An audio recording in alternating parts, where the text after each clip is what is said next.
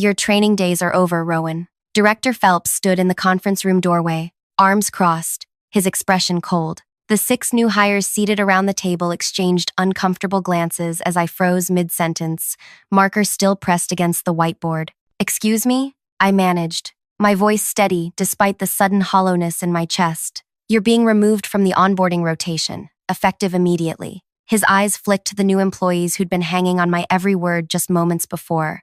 "Maeve will take over from here." Maeve appeared behind him, smiling tightly, clutching a tablet to her chest. She wouldn't meet my eyes. "But we're in the middle of—" I gestured to my detailed workflow diagram. "Pack up your materials," Phelps cut me off. "Management has concerns about your approach." One of the new hires, Toby, I think, raised his hand tentatively. "Sir, Rowan was just showing us how to navigate the ticketing system more efficiently. It's actually really helpful." Phelps' jaw tightened. "Thank you for your input, but this isn't up for discussion." He turned to me, voice dropping. "You're making management look bad with your little shortcuts and workarounds. We have established protocols for a reason." I felt 20 pairs of eyes on me as I silently gathered my notes, marker still uncapped in my trembling hand. I'd spent weeks preparing these training modules, refining them based on previous new hire feedback. Now, in one humiliating moment, it was all being stripped away. "Conference room in 10 minutes, Rowan," Phelps added as I walked past him. "We need to discuss your role going forward." The hallway felt a mile long as I walked back to my desk, neck burning with embarrassment, mind racing with questions I couldn't answer. Before I continue with what happened in that conference room, a conversation that would change everything, I want to say something.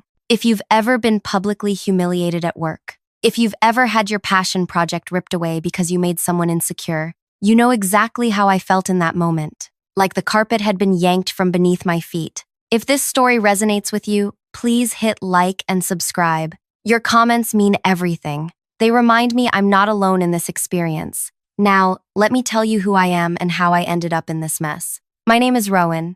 I'd been at Greenfield Technical Solutions for 3 years as a customer support specialist. Not the most glamorous job, troubleshooting software issues, walking clients through installations, but I was good at it, really good. I had systems for everything. Keyboard shortcuts that saved minutes on each call, documentation templates that cut report writing time in half, troubleshooting decision trees that solved problems in record time. I wasn't always this organized. Growing up with undiagnosed ADHD meant school was a nightmare of forgotten assignments and missed instructions. After my diagnosis at 22, I became obsessed with creating systems that worked with my brain, not against it. Visual guides, checklists, memory tricks. These weren't just helpful for me. They made information accessible to everyone. 6 months ago, I volunteered to help train new hires. Our department had grown rapidly, and the standard onboarding process was lacking. New employees spent weeks floundering, bombarding senior staff with questions, their productivity dismally low. "Just walk them through the basics," my supervisor Zora had said. "Login procedures, ticketing system, escalation protocols, nothing fancy." But I couldn't help myself. I redesigned the training materials, color-coded workflow charts, created interactive exercises that simulated common scenarios. I stayed late designing quick reference guides, simple enough that anyone could understand them at a glance. The results were immediate. My first training group was processing tickets independently within days, not weeks. Their error rates dropped by 63%. Customer satisfaction scores climbed. When the next round of hiring came, Zora didn't even ask. She just put me on the schedule. "Whatever you're doing, keep doing it," she said, reviewing the performance metrics. "I've never seen new people get up to speed this fast." That's when the whispers started. "Rowan's creating her own system. She's not following the corporate training manual. New hires are asking why the rest of the department doesn't use her methods." I didn't pay attention at first. I was too busy refining my approach, collecting feedback, tweaking exercises to address common sticking points. The new hires started coming to me instead of their assigned mentors. They'd send me grateful messages about how my guides had saved them from embarrassing mistakes. Some even stayed after hours to learn additional tricks. When my 4th training group's 30-day metrics came in, showing productivity 40% higher than any previous cohort, I thought management would be thrilled. Instead, I was summoned to Director Phelps's office. "Your training sessions need to stick to approved materials," he informed me, sliding a dusty binder across his desk. "This is the official onboarding guide. I flipped through pages of outdated screenshots and vague instructions. But this doesn't even cover the new ticketing system we implemented last year, I pointed out. Then submit your additions through proper channels for approval. The training committee meets quarterly. That's in 3 months, I protested. We have new people starting next week. His expression hardened. This isn't a suggestion, Rowan. It's a directive. I tried compromising. I used the official materials but supplemented them with optional resources. The new hires still flourished, and word spread to other departments. People I'd never met would stop me in the break room. You're the training wizard, right? Any chance you could help our team? That's when Zora called me into her office, looking uncomfortable. Upper management feels your training innovations are disrupting the established hierarchy, she explained carefully. The training committee members are concerned you're making them look obsolete. But the results are impressive, she finished. But this isn't just about results. It's about process, about respecting the chain of command. I thought that was the end of it, a warning to tone things down. I didn't realize it was the beginning of the end, which brings me back to that humiliating moment in the conference room and the meeting that followed. Phelps was waiting when I arrived, along with Maeve and Lionel from HR. The conference room felt suddenly small, airless. Sit. Phelps gestured to the chair facing them. 3 against 1. Am I in trouble? I asked, trying to keep my voice light. This isn't disciplinary, Lionel clarified, though his expression suggested otherwise. We're realigning your responsibilities to better serve departmental needs. Meaning? You're banned from all training sessions, Phelps stated bluntly. Effective immediately. The words hit like a physical blow. Why? The feedback scores. This isn't about feedback, Maeve interjected. It's about consistency across departments. We appreciate your enthusiasm, Lionel added, not sounding appreciative at all. But training requires adherence to established methodologies. Your improvised approach undermines the authority of the training committee. I took a deep breath. The committee's materials are outdated. New hires struggle for weeks using those guides. My approach gets them productive in days. That's not your decision to make, Phelps snapped. You were asked to follow protocol. You chose not to. Furthermore, Maeve added, some of your efficient shortcuts bypass security measures put in place for a reason. This was news to me. What security measures? She exchanged glances with Phelps. That's not important. What matters is you'll no longer conduct or participate in any training activities. You'll return to your regular duties and submit all training materials you've created to the committee for review. But I created those on my own time, using company knowledge, Phelps cut in.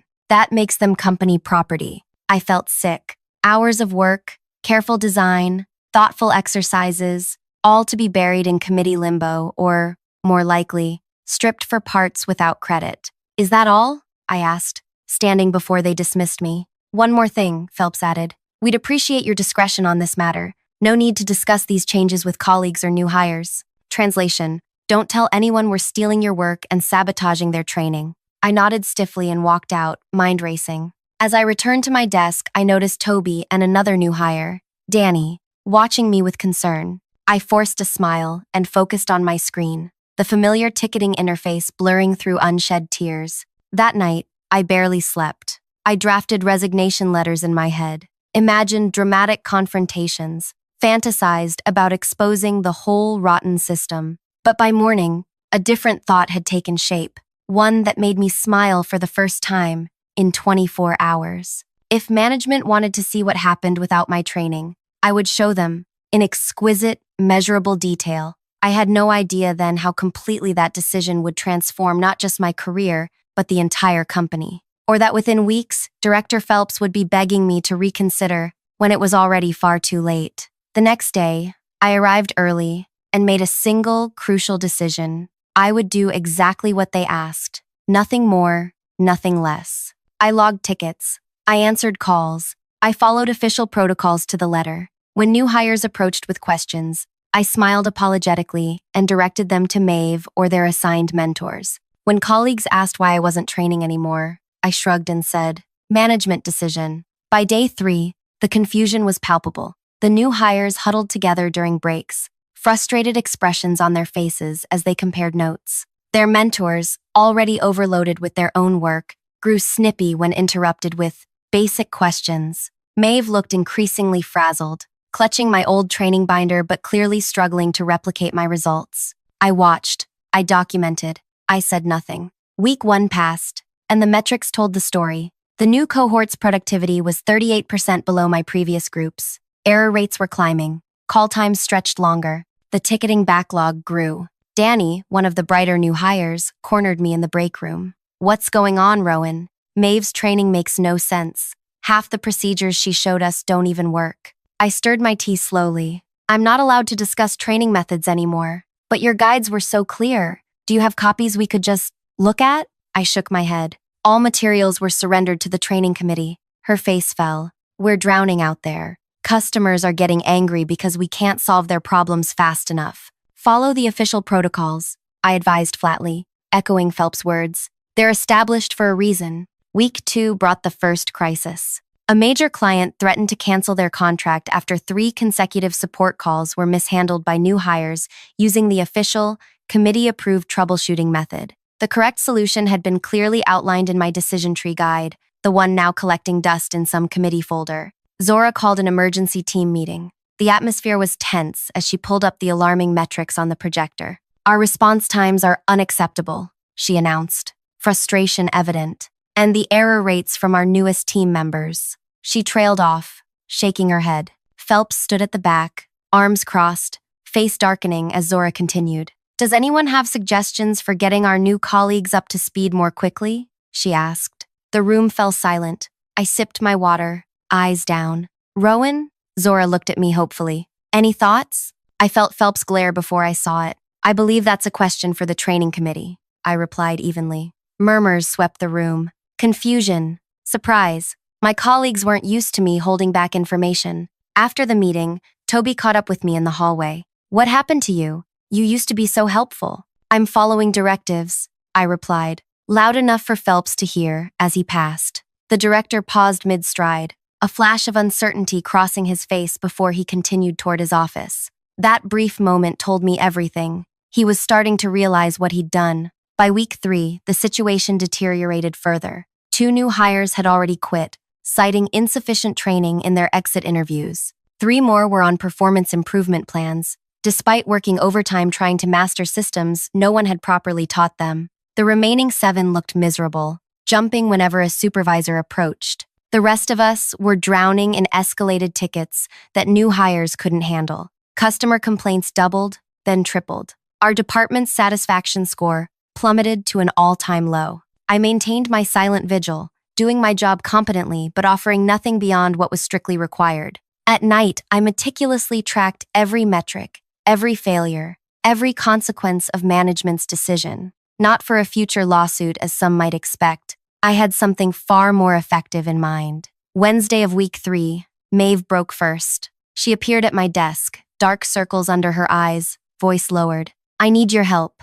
The training materials they gave me are useless." "I'm banned from training activities," I reminded her. "I know, but..." She glanced around nervously. "What if I just ask some hypothetical questions about the ticketing system? Colleague to colleague? You mean the system you've been using for 2 years longer than I have?" I raised an eyebrow. "Sounds like you should be teaching me." She flushed. "You know your methods work better. Why are you being so difficult?" "I'm not being difficult. I'm being compliant," I corrected her, exactly as instructed. The following day, I found Zora waiting at my desk when I returned from lunch. "Walk with me," she said quietly. We headed to the small courtyard behind the building. Once outside, she turned to me, expression pained. "The department is falling apart, Rowan." I nodded. "I've noticed. 4 weeks ago, we were exceeding every performance target. Now we're in danger of losing major accounts." "What changed?" We both knew what had changed, but I wanted to hear her say it. "New hires are struggling," she acknowledged finally.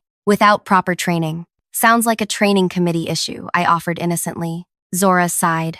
"Phelps made a mistake. We all know it, but he's too proud to admit it." She lowered her voice. "Help me fix this. Off the record. Give me copies of your training materials." I studied her face. Zora had been good to me overall, but she hadn't stood up for me when it mattered. "I don't have copies," I said truthfully. As instructed, I surrendered everything. "You don't have backups? Nothing at all?" I shrugged. "I'm very thorough about following directives." She stared at me for a long moment. "This isn't just about your pride, Rowan. Real people are suffering. New hires who did nothing wrong. Customers who depend on our support." Her words stung because they were true. But what she didn't understand was that this wasn't about pride at all. This was about demonstrating value in the only language management seemed to understand: consequences. I agree it's a serious situation, I said finally. Perhaps Director Phelps should reconsider his position on my training methods. Week 4 arrived, bringing with it the first wave of resignation emails. On Monday morning, 3 new hires didn't show up. Their goodbye messages were nearly identical. They couldn't succeed in an environment that set them up to fail. By Wednesday, 2 more had quit. The ticketing backlog reached unprecedented levels. Customers were switching to competitors. The sales team stopped booking demos because our support reputation had become so toxic. Thursday morning, I arrived to find my access card didn't work. After security let me in, I discovered my computer locked with a note to see HR immediately. My heart raced as I walked to Lionel's office, wondering if I'd miscalculated. Was I being fired? Had I pushed too far? Lionel wasn't alone.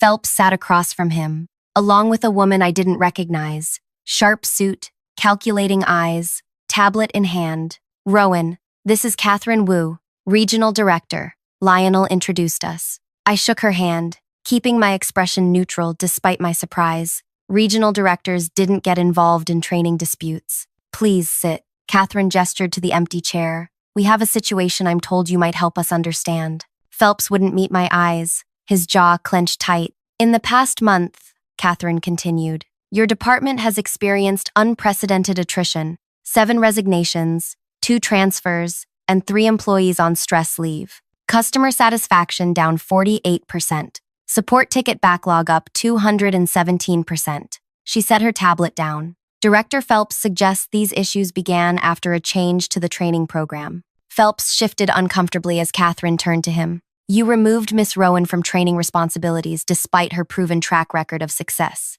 May I ask why?" The moment hung in the air. I watched Phelps' face as he realized he'd been outmaneuvered. Whatever explanation he gave would either make him look incompetent or petty. "We had concerns about non-standard methodologies," he said finally. "Non-standard methodologies that delivered standard-exceeding results," Catherine noted dryly. She turned back to me. "Miss Rowan, I understand you developed training materials that were particularly effective?" "Yes," I said simply. "And these materials were confiscated?" "Submitted to the training committee for review." I corrected carefully. "Where they've sat untouched for a month," Catherine finished. She leaned forward. "Let me be direct. Our client retention team is in crisis mode. We've lost 3 major accounts this week alone, citing poor support experiences. Can your training methods fix this?" I felt 3 pairs of eyes on me. Catherine's calculating, Lionel's nervous, Phelps resentful. "Yes," I answered, "but not under the current conditions."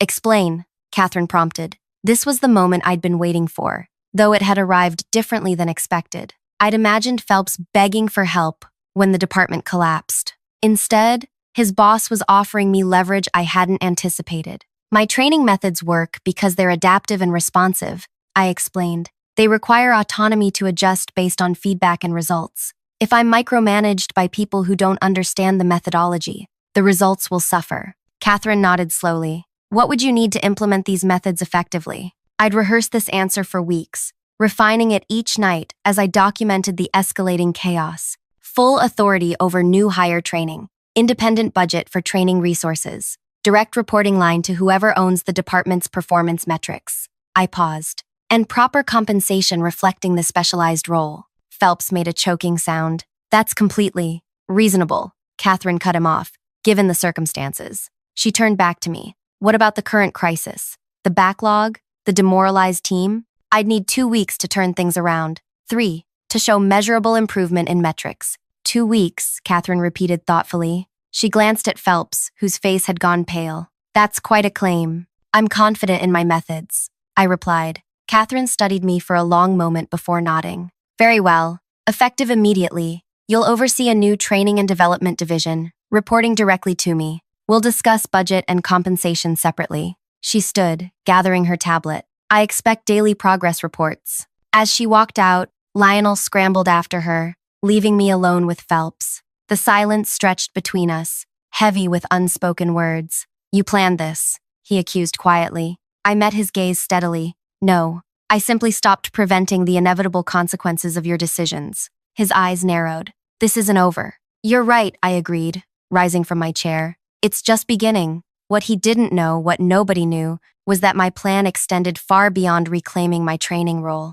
The past month had revealed systemic failures throughout the organization, vulnerabilities I'd documented meticulously. Training was merely the first domino in a sequence I'd carefully arranged. As I walked out of HR, my phone buzzed with a calendar invite from Catherine. Strategic planning session, tomorrow 9 a.m. Little did anyone suspect that this meeting would set in motion events that would transform not just our department, but the entire company structure. By the time Phelps realized what was happening, it would be far too late to stop it. But that's getting ahead of the story. First, I had a broken department to rebuild and 12 empty desks to refill. I hit the ground running the next morning. Catherine had given me access to a small conference room that would serve as my temporary training headquarters. By 7 a.m., I'd already transformed the space, covering walls with fresh workflow diagrams and setting up 6 computer stations. Zora appeared in the doorway, eyebrows raised. Heard about your promotion. Quite the turnaround. Things change quickly when money walks out the door, I replied, taping up a color-coded troubleshooting guide. Need something? She stepped inside, closing the door. Just clarity. Are we okay? You and I? I paused, considering the question. Zora hadn't defended me when Phelps banned me from training, but she hadn't been the architect of my humiliation either. That depends, I said carefully. Will you support what I'm doing now, or undermine it? Support, she answered without hesitation. The last month has been a nightmare. Whatever issues existed before, they pale in comparison. I nodded, accepting this pragmatic alliance. Then we're okay. I need supervisor buy-in for what comes next. What exactly is coming next? She asked. I smiled. Resurrection. By 10 a.m., I'd gathered the remaining new hires, 5 shell-shocked survivors who looked ready to submit their resignations at any moment. Their expressions cycled from suspicion to confusion as I explained my new role. Wait, interrupted Danny, the bright new hire who'd approached me weeks earlier. You had the training solution all along, but weren't allowed to use it? Politics? I answered simply. But that's behind us now. Today, we start fresh. We're already weeks behind. Another new hire, Jared, pointed out, and we've been trained all wrong. Untrained, I corrected. And yes, that's our first challenge. But I promise you this. Give me 2 weeks of your full attention, and you'll be more capable than colleagues with years of experience. Their skepticism was palpable, but they had nothing to lose. We began immediately with my visual learning system, color-coded workflows, decision trees, memory techniques, tailored to different learning styles. By lunch, I could already see sparks of understanding replacing their confusion. Phelps made his first move that afternoon, summoning Maeve to observe my training for consistency purposes. I welcomed her with a smile, knowing her presence would only strengthen my position. Either she would report back that my methods were ineffective, contradicting the visible evidence, or she would acknowledge their superiority, undermining Phelps' original decision. Interesting approach, Maeve commented, as I demonstrated my ticketing system shortcuts. Quite unconventional. Results aren't conventional either, I replied pleasantly. Feel free to take notes. Days passed in a whirlwind of focused activity. I created personalized learning paths for each new hire. I rebuilt my training materials from memory, improving them with lessons learned from the recent chaos. Afternoons were dedicated to hands-on practice with real customer issues, carefully selected to build confidence alongside competence. By day 5, the transformation was undeniable. The new hires processed tickets independently, their error rates plummeting. Customer feedback improved. The backlog, while still intimidating, had stopped growing. Catherine dropped by unannounced, watching silently from the back as I guided the team through a complex troubleshooting scenario. Impressive, she noted afterward. But 5 trained staff won't solve our immediate crisis. Phase 1, I explained. I'm ready for Phase 2, rebuilding the team. She raised an eyebrow. You have candidates in mind? Better, I replied. I have a selection system. The next morning, I presented my hiring strategy to Catherine and the HR team. Instead of traditional interviews that favored confident speakers, I proposed a problem-solving assessment that measured adaptability and learning capacity. Rather than vague behavioral questions, candidates would demonstrate how they approached unfamiliar challenges. This will identify people who thrive with your training methods, Catherine realized. Exactly, I confirmed, and we can implement immediately for the 12 open positions. Lionel shifted uncomfortably. our standard hiring process requires, has produced a 58% early turnover rate, Catherine interrupted. We're trying something new. Phelps made his second move that afternoon, circulating an email, questioning the rushed implementation of unproven hiring methods.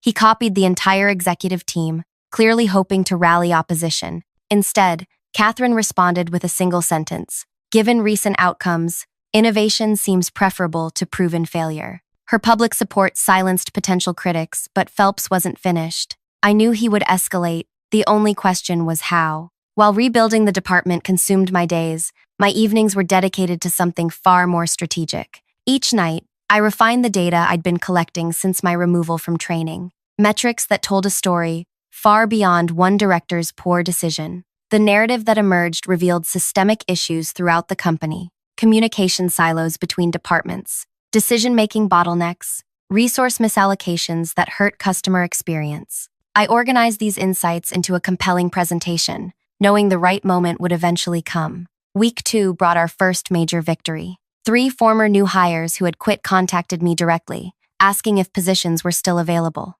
They'd heard about the changes from former colleagues and wanted to return. Their familiarity with our systems meant they could become productive almost immediately. Rehiring former employees? Phelps questioned loudly during a department meeting. What message does that send about our standards? That we correct mistakes, I responded evenly. That we value people enough to earn second chances. The room fell silent. Everyone understood. I wasn't just talking about the returning employees. As predicted, the metrics began improving dramatically. Ticket resolution times decreased by 32%. Customer satisfaction scores climbed. The backlog, while still substantial, shrank daily as our newly empowered team tackled it systematically. Catherine was impressed enough to accelerate my hiring plan, approving all 12 positions at once. The candidates identified through my new assessment process integrated seamlessly into the training program, their progress even faster than the original groups.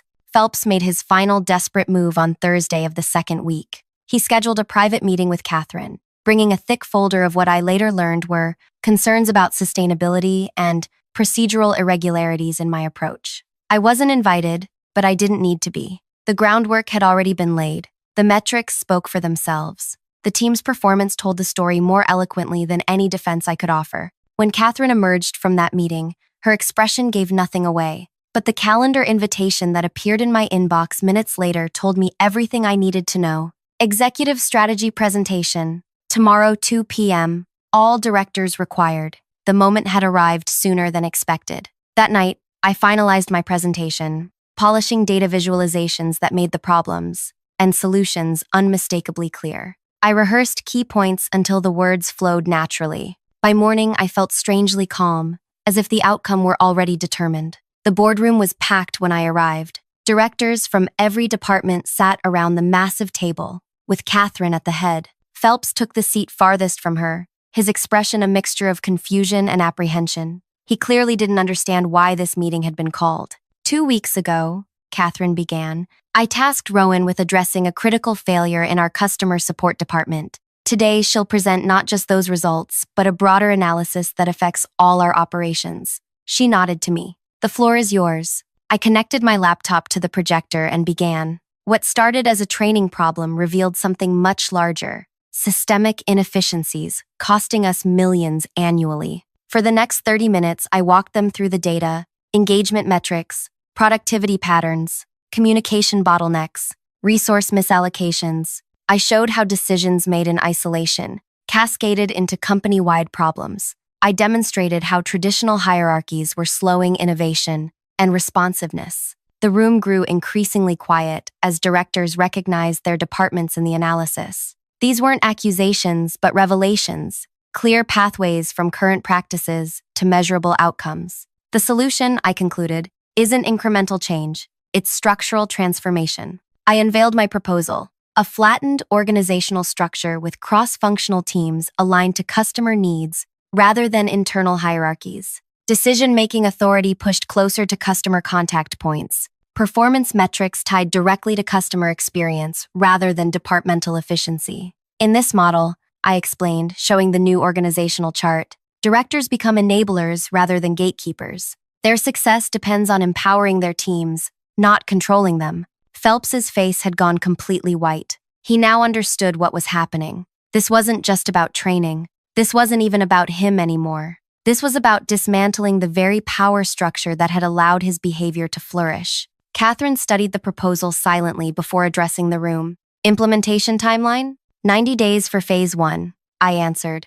Full transition within 6 months. She nodded slowly. And leadership roles in this new structure? This was the moment, the culmination of my plan, the revenge I'd crafted so carefully. Each functional area needs a leader with demonstrated ability to empower others and adapt to changing conditions, I explained. Based on the performance data collected over the past quarter, I've identified optimal candidates for each position. I clicked to the next slide, revealing my recommended leadership assignments. Gasps echoed through the room as directors saw their names, most in new positions, some promoted, others reassigned to roles better matching their skills. Phelps' name appeared under a newly created process documentation specialist position, a role with no direct reports, no decision-making authority, and no path to advancement, a professional dead end disguised as a lateral move. His eyes met mine across the room, realization dawning that this had been my goal all along. Not to get him fired, that would be too obvious, too easily dismissed as personal vengeance.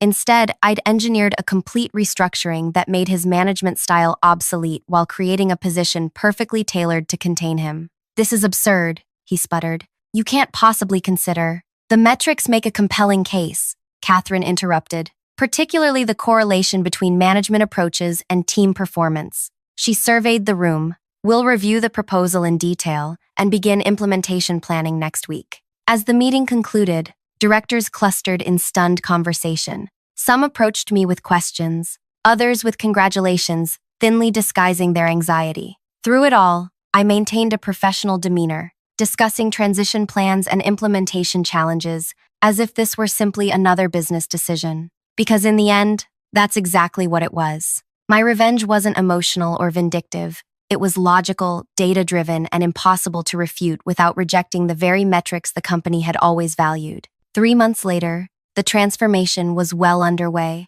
Our department had become the company's success story, with customer satisfaction at record highs. The new organizational structure was already showing promising results in other divisions. And Phelps spent his days maintaining process documentation that nobody read. His influence diminished to irrelevance. My new role as Director of Operational Excellence gave me authority to continue driving changes throughout the company. Each improvement further validated my approach, making the old hierarchy increasingly indefensible. The ultimate victory wasn't personal satisfaction, though I certainly felt that. It was creating a system where no single person could abuse power without consequences, where value was measured by contribution rather than position, where good ideas couldn't be silenced by insecure managers. If you've ever been underestimated, silenced, or pushed aside despite knowing you were right, take heart. Sometimes the most powerful response isn't confrontation but transformation. Document everything. Track the impact. Build something better. And when the moment comes, be ready to show not just what went wrong, but how everything could be right. If this story resonated with you, please hit like and share your experiences in the comments. Has a workplace setback ever led you to create something better? I'd love to hear how you turned obstacles into opportunities. Subscribe for more stories about transforming challenges into unexpected victories, because sometimes the best revenge isn't getting even, it's getting ahead.